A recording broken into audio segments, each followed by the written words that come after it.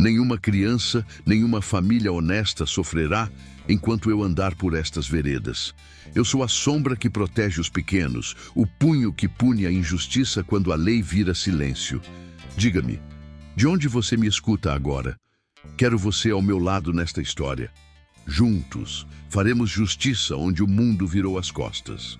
O sertão nunca esquece as dores que lhe são impostas.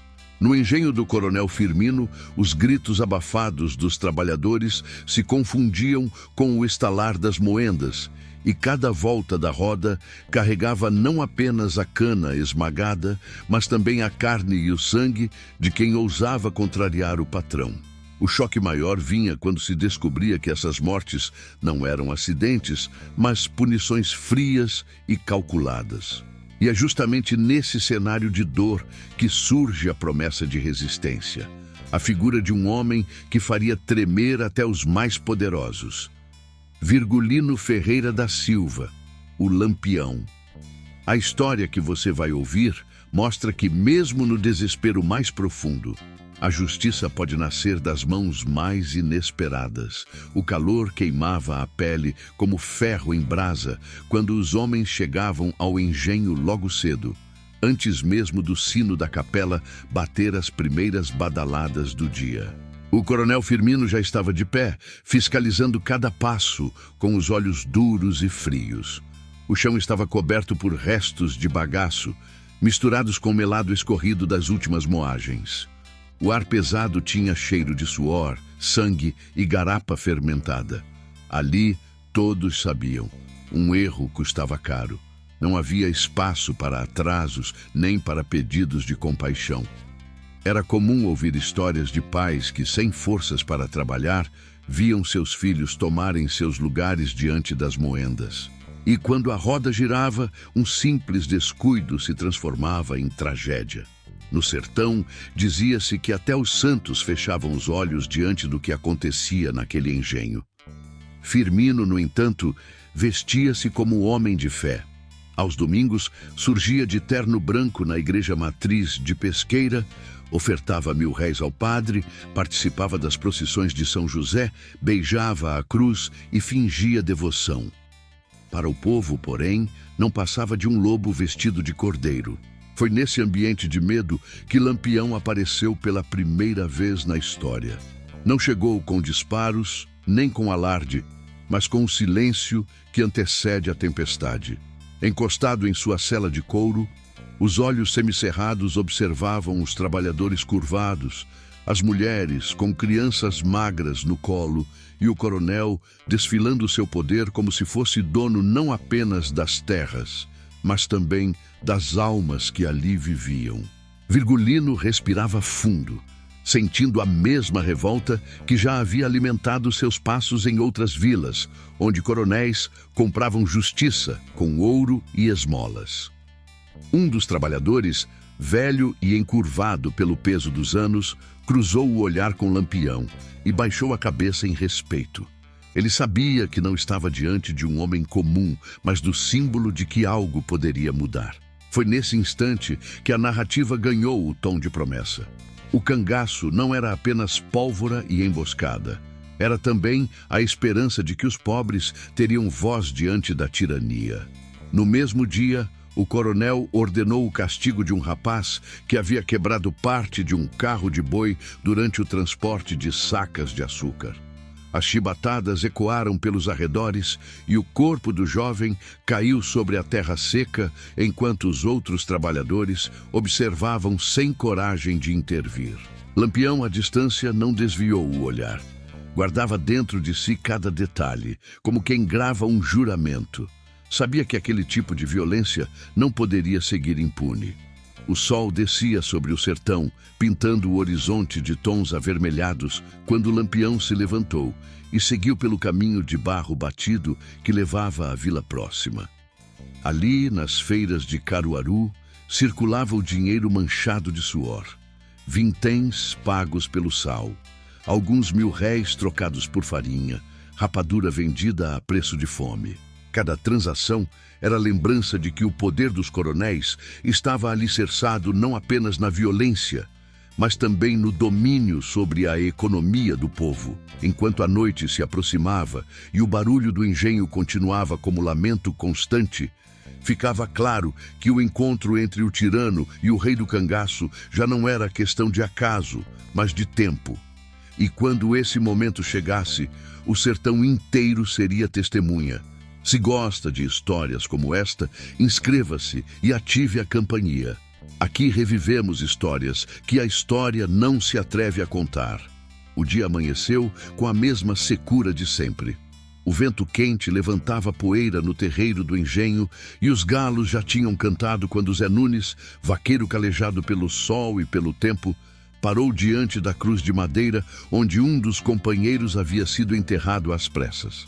Os olhos fundos dele carregavam não apenas o cansaço do trabalho, mas a dor de uma perda que não cicatrizava. A esposa, levada pelo cansaço e pela exploração do coronel Firmino, tinha sido obrigada a trabalhar além da conta, mesmo doente, até não resistir mais. O enterro não teve padre nem ladainha, apenas o choro contido das vizinhas e um rosário rezado às pressas. Zé Nunes vagava como alma penada e em cada esquina da feira de Caruaru lembrava o que havia perdido. A feira fervilhava. Homens vendendo carne de sol em pedaços pequenos, mulheres oferecendo farinha em cuias de cabaça, crianças correndo com rapaduras na mão. Ali circulava o pouco dinheiro do povo, vinténs contados, moedas de prata trocadas, cédulas de R$ 1.000 amarrotadas. Era nesse cenário de cheiros fortes de bode assado, poeira e pregões que Zé avistou uma figura parada junto a um barracão de couro. Era Virgulino Ferreira, o lampião, de chapéu de couro ornado, cartucheiras cruzadas no peito e olhar firme. O vaqueiro se aproximou com cautela, mas quando começou a falar, a voz saiu embargada. Contou sobre a esposa que havia sido moída pelo peso da exploração, sobre companheiros castigados, sobre a fome que corroía até os ossos dos filhos. Cada palavra era uma ferida aberta. Lampião permaneceu em silêncio, mas seus olhos estreitos denunciavam a revolta. As mãos calejadas repousavam sobre o punho do rifle, mas o gesto não era de violência impensada, era de promessa. Ele escutava como juiz que recolhe provas antes da sentença. Zé Nunes não pedia vingança com gritos, apenas deixava que a dor falasse por si. E naquele silêncio pesado, o sertão parecia prender a respiração. O coronel Firmino, enquanto isso, mantinha sua rotina hipócrita. Aos domingos, era o primeiro a chegar à igreja matriz de Pesqueira. Entregava esmolas ao padre diante de todos, beijava a imagem de Santo Antônio, fazia promessas em voz alta. Mas bastava a missa acabar para que os trabalhadores voltassem à lida e as chibatadas voltassem a ecoar no engenho. O contraste feria como faca. Enquanto fingia devoção, sua riqueza se acumulava em cofres guardados por jagunços, cheios de moedas e cédulas sujas de sofrimento alheio. Para o povo, não restava saída. As autoridades eram compradas com R$ 1.000. O padre calava em troca de doações e a esperança se perdia nos dias iguais. Mas quando Zé Nunes saiu da feira naquela tarde, havia algo diferente em seu peito. A sensação de que finalmente alguém o tinha ouvido. O encontro com o Lampião era mais do que um desabafo. Era como o prenúncio de que o tempo da impunidade estava chegando ao fim. Enquanto a noite cobria a feira e as lamparinas iluminavam os últimos vendedores, guardando suas mercadorias, Lampião ajeitou o chapéu, montou o cavalo e seguiu pelas veredas. O sertão escuro parecia abrir caminho, como se a própria terra soubesse que, em breve, haveria um acerto de contas. O coronel Firmino sempre soubera como vestir a máscara certa.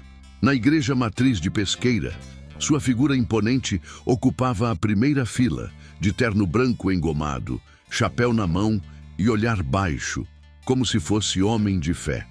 Beijava a cruz do padre, entoava cânticos religiosos e fazia doações generosas que sustentavam as festas do calendário católico. A procissão de Santo Antônio, a novena de São José, as celebrações de Corpus Christi. Enquanto os sinos repicavam, sua imagem crescia diante da comunidade, e muitos repetiam que o coronel era homem de Deus. Mas por trás das paredes da Casa Grande, a realidade era outra. Firmino reinava com punho de ferro. A esposa, Dona Mariana, vivia cercada de sedas vindas de Recife, cuidando de um lar que brilhava de riqueza, mas esvaziado de amor. Os filhos, enviados para estudar na capital, só voltavam em férias, distantes da poeira e do suor que alimentavam a fortuna do pai.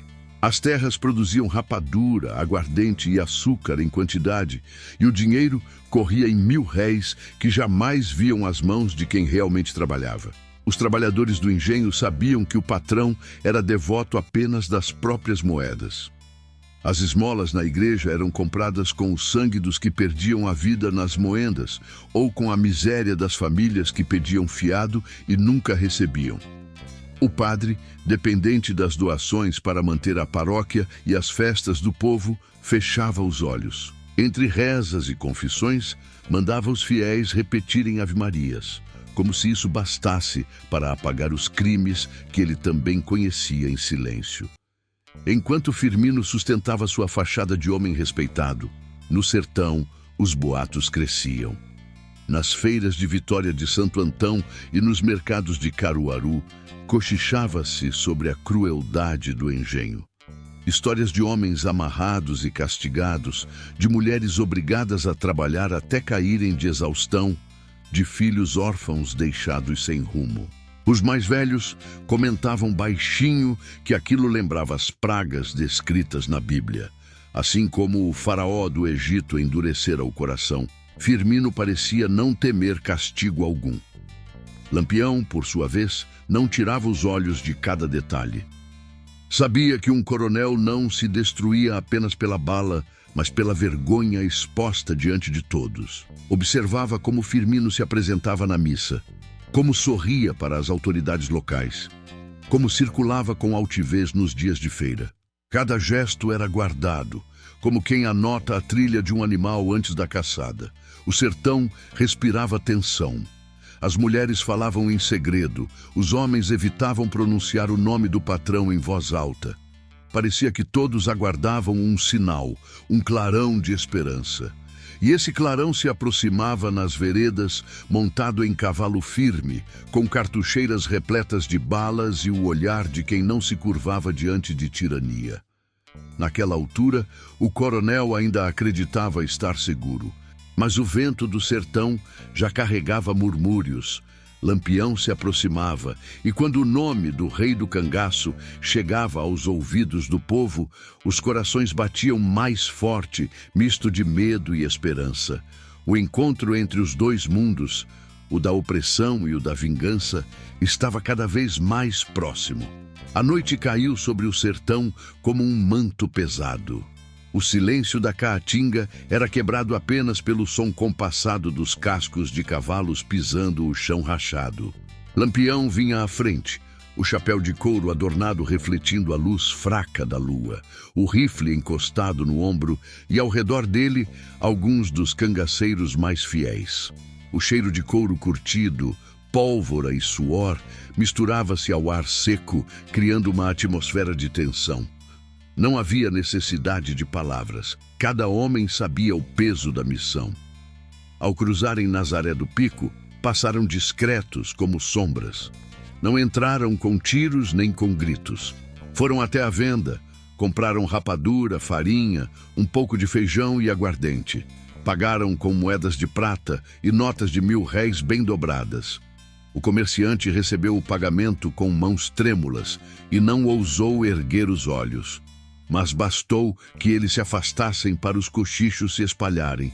É ele, o capitão Virgulino está por aqui.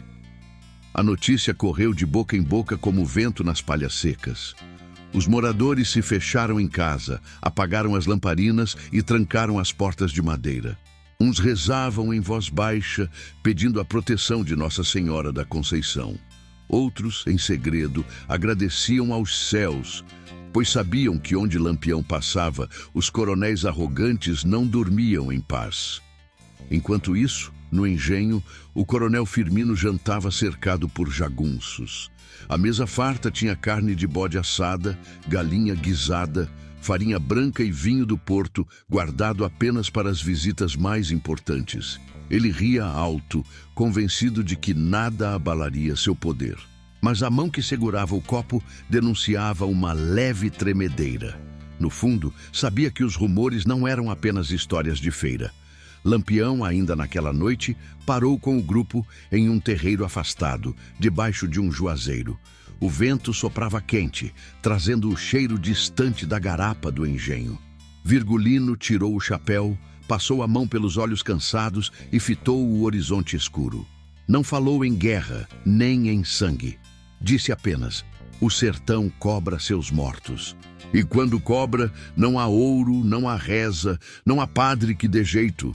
Os homens ao redor permaneceram em silêncio, mas a decisão já estava tomada. O destino era o engenho. O que até então parecia sussurro de feira se tornaria realidade. O sertão respirava suspense, como se cada vereda aguardasse o desfecho. Entre os trabalhadores crescia o murmúrio. Alguns tinham medo, temendo que a vingança trouxesse ainda mais castigo. Outros enxergavam o início de uma libertação. No fundo de cada olhar, havia a certeza de que o equilíbrio estava prestes a mudar. E foi nesse clima de medo e esperança misturados que o nome de Lampião passou a circular mais forte do que nunca, ecoando nas noites escuras como promessa de justiça. Toque na lâmpada amarela e fique conosco. O amanhecer seguinte traria mais que sol ardente sobre a terra seca. Traria também a revelação das vozes que até então estavam caladas. O amanhecer trouxe consigo o chiar dos galos e o barulho distante da roda d'água. Mas naquela manhã, algo parecia diferente. A fumaça que subia das chaminés do engenho já não escondia apenas o cheiro da rapadura, escondia também o medo. Os trabalhadores se reuniam em cochichos curtos, olhando para os lados antes de falar, como se até as paredes pudessem denunciar. Um a um, começaram a procurar Lampião. Numa casa de taipa, com chão de barro batido e lamparina fumegando, um velho chamado Lourenço foi o primeiro a tomar coragem. Contou com voz trêmula que vira seu próprio filho ser lançado às chibatadas até desfalecer, porque havia pedido um pedaço de rapadura para matar a fome. O choro entalado em sua garganta saía junto com as palavras, e o olhar de Lampião não piscava. Outro homem, chamado Elias, relatou que a esposa, grávida, fora obrigada a trabalhar carregando sacos de açúcar e caiu morta diante das moendas. A lembrança ainda lhe pesava nos ombros como cruz. As mulheres também falaram. Uma delas, Maria da Guia, ergueu a saia rasgada para mostrar as marcas nos tornozelos deixadas pelas correntes que prendiam os trabalhadores durante a noite. Sua voz ecoou pela sala, firme, como se fosse oração. Ao redor, os demais murmuravam concordando, e cada relato parecia acender ainda mais a chama da revolta. A Bíblia era citada pelos mais velhos como explicação e consolo. Diziam que o engenho de Firmino lembrava o Egito do faraó, onde o povo sofria com pragas e escravidão. Recordavam a passagem que dizia: quem semeia vento, colhe tempestade. E acreditavam que mais cedo ou mais tarde, Deus levantaria alguém para castigar o coronel. Muitos viam em Lampião essa figura, não como santo, mas como instrumento de justiça. Virgulino escutava calado, apenas passava a mão pelo punho do rifle ou ajeitava o chapéu de couro. Seu olhar endurecia a cada palavra, mas não interrompia. Sabia que aquelas vozes eram o peso da sentença que se aproximava. E quando um povo inteiro despeja sua dor, não há muro, não há jagunço, não há cofre cheio de 1000 réis que dê conta de sustentar o poder. Do lado de fora, o céu se tingia de vermelho, prenúncio de que a noite seguinte não seria igual às outras. O vento que soprava quente trazia poeira e levava longe os murmúrios de que Lampião já ouvira o suficiente. O sertão estava em silêncio tenso, como se aguardasse o estalar de uma corda prestes a romper. No engenho, Firmino continuava alheio. Ria alto, contava dinheiro, planejava a venda da próxima safra para comerciantes do Recife. O tilintar das moedas enchia o salão da Casa Grande, enquanto, sem que ele soubesse, cada uma daquelas moedas era também testemunha de vidas esmagadas. E assim, entre a fé no castigo divino e a esperança de que a justiça viesse pelas mãos de homens, cresceu a certeza. Lampião não deixaria impune o que ouvira. O povo, que antes rezava apenas em silêncio, agora já não temia murmurar em voz mais firme. A roda do sertão estava prestes a girar em outra direção. Naquela noite abafada, o engenho parecia respirar fartura e pecado ao mesmo tempo. A Casa Grande estava iluminada por lamparinas de vidro e a mesa do coronel Firmino era um retrato do contraste que doía no sertão. Pratos de barro cheios de carne de bode assada, feijão de corda temperado, galinha gorda guisada em panela de ferro e garrafas de vinho do Porto trazidas de Recife, reservadas apenas para ocasiões de celebração. Jagunços riam alto, batendo copos de aguardente e debochando dos próprios trabalhadores que, mesmo exaustos, tinham que servir os pratos. Firmino sorria satisfeito, orgulhoso de sua fortuna acumulada em 1.000 réis que guardava no cofre atrás da parede do quarto. Suas mãos pesadas repousavam sobre a mesa como se fossem parte do próprio território, e seus olhos frios percorriam os rostos dos convidados, certo de que ninguém ousaria enfrentá-lo. Mas a porta rangeu de repente. O riso cessou. O vento quente que entrou trouxe consigo o som de passos firmes, cadenciados, que ecoaram no piso de madeira encerada. Lá estava Lampião, chapéu de couro adornado, cartucheiras cruzadas no peito, rifle seguro na mão direita e olhar que não tremia. Ao lado, 2 de seus homens mais leais. O silêncio se espalhou como manto pesado, e até a chama das lamparinas pareceu vacilar.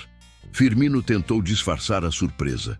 Levantou-se, ergueu o queixo e forçou um sorriso. "Boa noite, capitão", disse com voz seca, tentando manter a postura, mas a colher ainda tremia em seus dedos. Os jagunços olharam para o coronel, aguardando ordem, mas bastou um único olhar de Lampião para que permanecessem imóveis, como se compreendessem que ali não havia espaço para valentia. Lampião não gritou, não sacou a arma de imediato, falou baixo, como quem recita a sentença. "A mesa é farta, mas o sertão tem fome.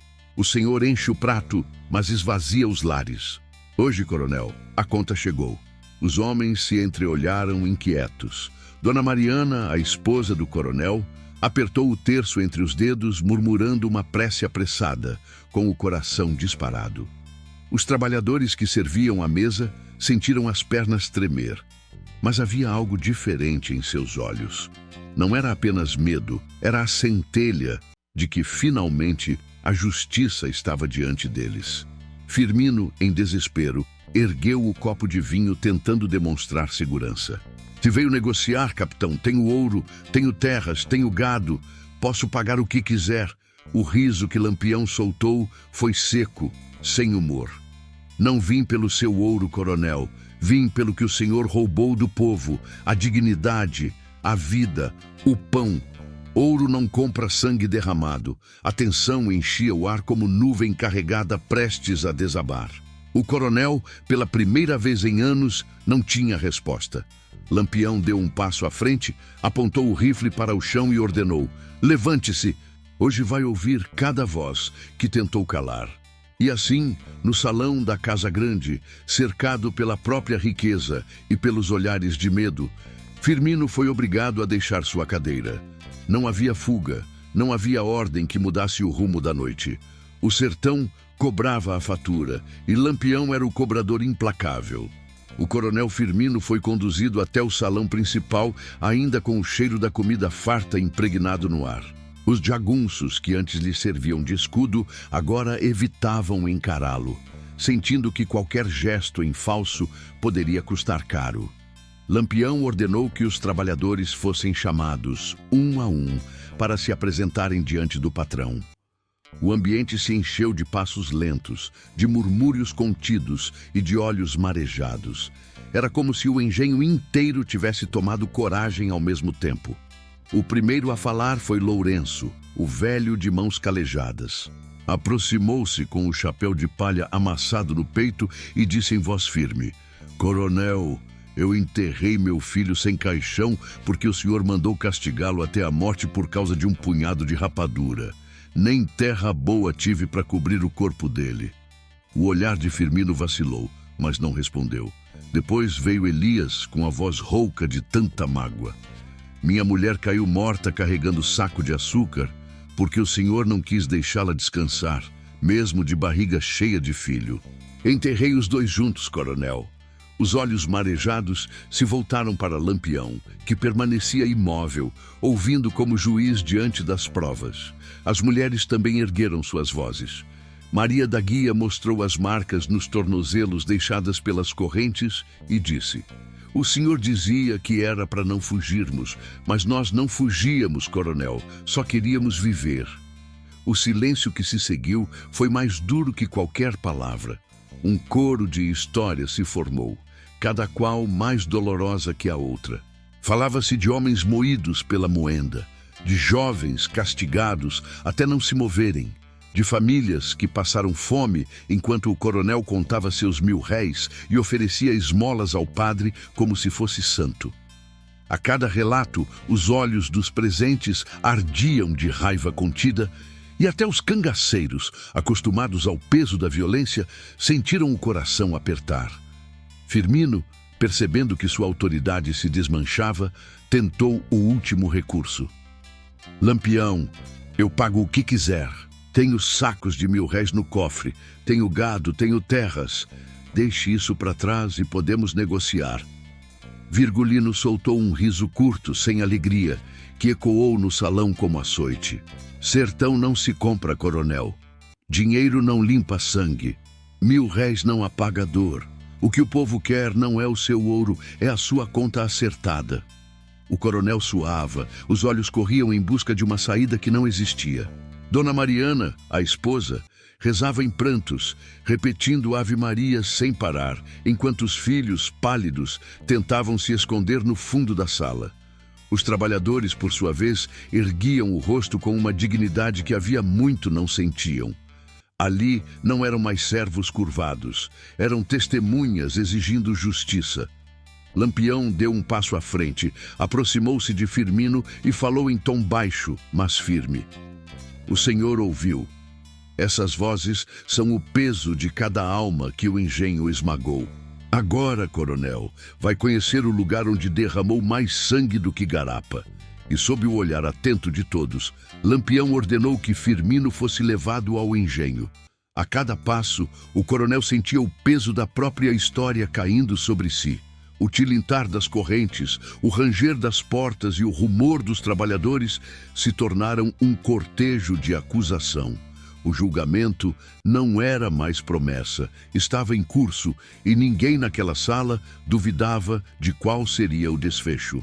A noite caiu sobre o engenho com um silêncio carregado, pesado como pedra. O coronel Firmino foi arrastado até o coração do lugar onde durante anos espalhara medo e sofrimento. As lamparinas foram acesas, lançando uma luz amarelada sobre as paredes de pedra manchadas de melado e suor. O cheiro de garapa azeda se misturava ao da terra úmida e cada rangido da roda d'água parecia anunciar que algo terrível estava prestes a acontecer. Os trabalhadores, antes escondidos em suas casas de taipa, agora surgiam como vultos na escuridão. Homens de pés rachados, mulheres de olhar endurecido, crianças agarradas às saias das mães. Todos queriam presenciar o julgamento. Não era espetáculo, era necessidade. Ver a justiça acontecer diante dos próprios olhos. Lampião permaneceu de pé, firme, com o rifle apoiado no braço. O chapéu de couro projetava uma sombra que cobria o olhar faiscante. Ele não gritava, não ameaçava. Apenas observava o coronel, que pela primeira vez estava na posição de réu. A voz de Virgulino soou grave. Coronel, o senhor fez deste engenho o Egito do sertão. Fez do povo escravo, sem piedade nem compaixão. Hoje vai escutar o mesmo ranger da roda que escutaram aqueles que o senhor esmagou. Firmino, pálido e suado, tentou se recompor. Eu pago. Tenho ouro, tenho gado, tenho sacos de 1000 réis guardados no cofre. Dou tudo, capitão, mas me deixe viver. Lampião ergueu o queixo e respondeu com desprezo. Ouro não compra vida, coronel. 1000 réis não apaga lágrima. Quem semeia vento, colhe tempestade. O senhor semeou sangue. Os murmúrios cresceram entre o povo. Uma mulher ergueu a voz e disse: E quem nos pagará, coronel, pelas noites em que dormimos com fome? Outro gritou: Quem devolve os filhos que o senhor matou?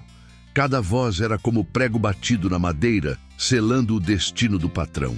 Os cangaceiros, fiéis a Lampião, mantinham o ambiente sob controle, mas não era necessário muito.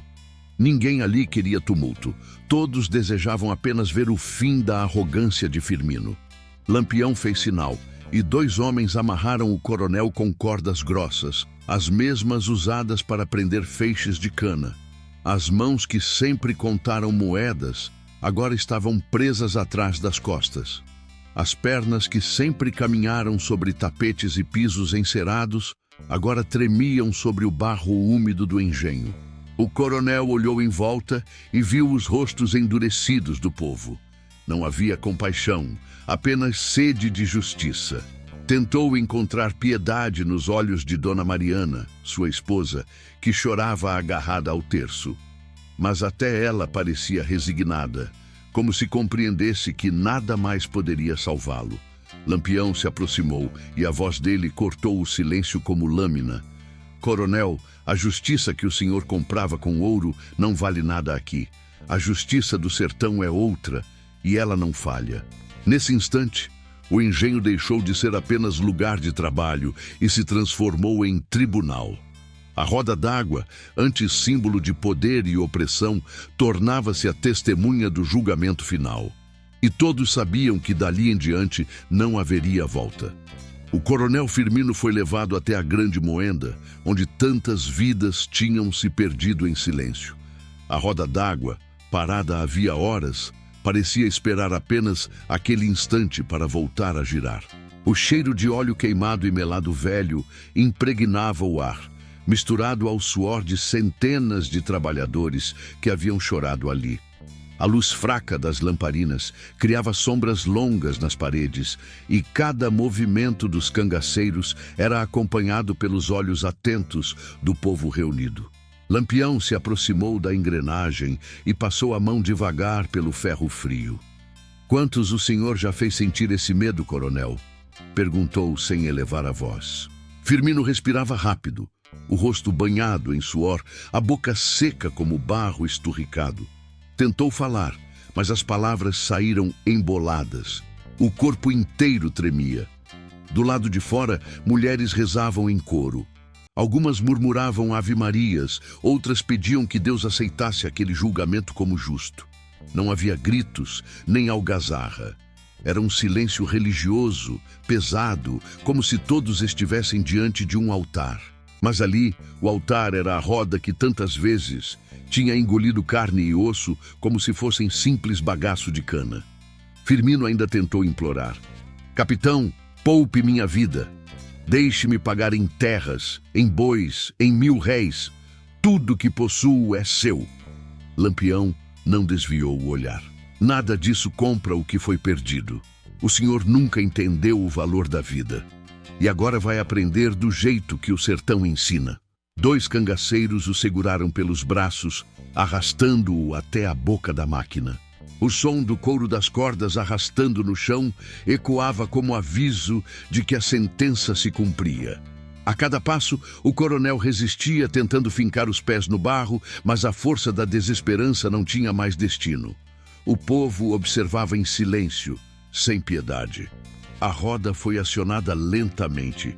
O estalo das engrenagens, ganhando movimento, soou como trovão no peito de quem assistia. O rangido metálico, antissímbolo de opressão, agora se tornava música de libertação. O coronel, em desespero, gritou tão alto que os pássaros noturnos se levantaram das árvores em revoada. Foi um grito diferente de todos os que dera em vida, não de mando, mas de medo. Enquanto a máquina girava, Lampião observava firme, como quem testemunha um acerto inevitável. Não havia pressa. Cada ranger, cada volta da roda era um pedaço da história sendo corrigido. O coronel, que tantas vezes rira do sofrimento alheio, agora sentia nos ossos o que significava estar diante da força que ele mesmo cultivara. O povo chorava, mas não de pena. Eram lágrimas de alívio. Muitos caíram de joelhos, agradecendo a Deus por finalmente verem a justiça triunfar onde a lei nunca chegara. As crianças, escondidas atrás das saias das mães, observavam assustadas, mas entendiam que aquela noite mudaria o destino de suas famílias. Quando o grito final do coronel ecoou pelo vale e se perdeu no barulho da engrenagem, um silêncio sepulcral tomou conta do engenho. Não era o silêncio do medo, mas o da paz que renascia. Lampião baixou o rifle, respirou fundo e disse apenas: "A conta está paga." O dia amanheceu devagar sobre o sertão e, pela primeira vez em anos, o engenho não acordou com o ranger da moenda. Em vez disso, o que se ouvia era o silêncio aliviado das famílias que ali viviam. Um silêncio de respiração retomada, de coração que já não pulsava com medo. O coronel Firmino não existia mais, e sua sombra opressora tinha se apagado como chama de lamparina ao vento. Lampião permaneceu diante da engrenagem imóvel, os olhos fixos no ferro ainda manchado de óleo e melado. Fez um gesto com a mão, e seus homens começaram a destruir a máquina. Marteladas ecoaram no interior do engenho, quebrando as rodas, entortando os eixos, transformando em sucata aquilo que havia sido instrumento de opressão. Cada golpe era recebido pelo povo como um ato de libertação. Mulheres choravam, homens se abraçavam, crianças riam com inocência, como se percebessem que aquele som já não era de dor, mas de renascimento. A família do coronel foi retirada da casa grande sob escolta. Dona Mariana segurava um terço e soluçava em silêncio. Os filhos, cabisbaixos, carregavam malas apressadas. Partiriam para Recife com a vergonha estampada no nome e jamais retornariam àquelas terras. Atrás ficava um patrimônio comprado com lágrimas, agora reduzido a pó e ferro retorcido. Na vila próxima, a notícia correu como rastro de fogo. Nas feiras de Caruaru, onde se vendia farinha por vinténs e feijão em medidas miúdas, comentava-se em voz alta que a justiça finalmente havia chegado. O povo associava o acontecimento às histórias bíblicas que tantas vezes escutara na igreja. Diziam que assim como o faraó foi castigado no Egito, Firmino conhecera seu próprio juízo diante do povo. À noite, enquanto as famílias se reuniam nas portas de suas casas de taipa, muitos acenderam velas em agradecimento a São José e a Nossa Senhora da Conceição, pedindo que o sertão nunca mais conhecesse tirania igual. Havia canto, havia reza, havia até quem arriscasse um forró tímido, celebrando não a violência, mas a vida recuperada. Lampião, porém, não se demorou. Montou em seu cavalo, ajeitou o chapéu de couro e deu a ordem de partida. O bando seguiu em silêncio, os cascos dos cavalos levantando poeira na estrada seca. O povo o olhava com respeito. Sabiam que não era santo, sabiam de suas guerras e de seus pecados, mas naquela noite reconheciam que ele tinha sido a mão firme que o sertão esperava. Ao longe, o sol nascia tingindo o céu de vermelho, como se a própria terra celebrasse o novo tempo. As ruínas do engenho ficaram para trás, cobertas pela promessa de que nunca mais seriam palco de tanta dor. O sertão estava livre, e na memória de cada homem, mulher e criança que testemunharam, ficava a certeza: a justiça pode tardar, mas no sertão ela sempre chega. E naquela vez, chegou montada a cavalo, conduzida pelo mais temido e mais lembrado de todos, o Rei do Cangaço.